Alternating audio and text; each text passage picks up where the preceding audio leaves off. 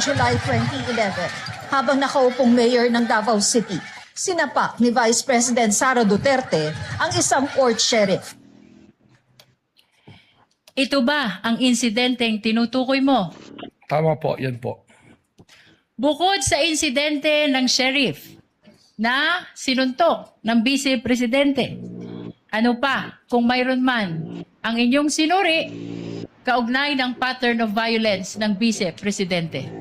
As part of our investigation, kami po ay nakakakuha ng mga dokumento related po dito sa aming inimbestigan kung saan we got hold of a affidavit of ito pong dating police ni si Arturo Las Canas na self-confessed member ng DDS na kung saan doon po sa kanyang affidavit na yan ay atin pong nakita at inilalarawan po at sinasabi nitong ni Arturo Las Canas na ang Vice Presidente mismo ay kasama doon sa Oplan Tokhang, isa sa mga arkitekto ng Oplan Tokhang.